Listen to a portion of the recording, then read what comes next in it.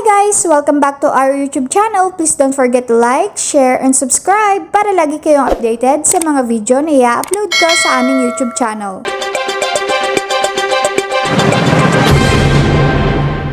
Mayroon bang mga bagong serbisyo o digital innovations ang PSA para mas maging accessible ito sa publiko?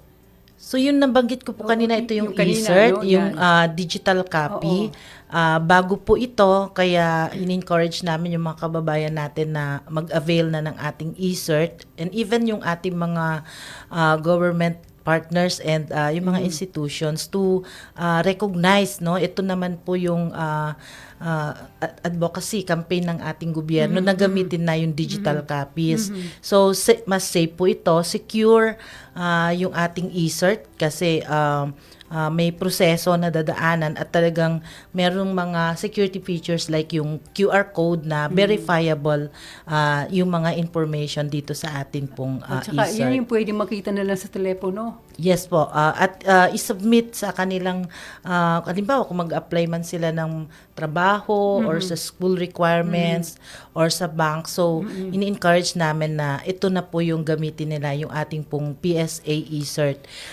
Idagdag ko lang po na itong isa pang serbisyo na meron po kami ngayon, niro-roll out na po namin yung premium annotation service sa lahat ng outlet. Sa ngayon po, 19 out of the 84 ay pwede nang mag-accept ng inyong mga annotation request. Ito yung mga may corrections at mag-apply sila sa ating mga outlets, i-file doon at marirelease na po doon. So, more accessible. So, prior to 2025 po, centralized po kasi yung annotation processing ng pag-request. Pero ngayon po ay by end of September of 2026, lahat po yung outlets natin, target natin na doon na po mag-apply. Tapos kung ano man ang requirements, mabibigyan naman na assistance ng CRS. Yes po. May screening po na gagawin doon sa mga dokumento na dala ng mga kababayan po. Thanks for watching! Please don't forget to like, share, and subscribe!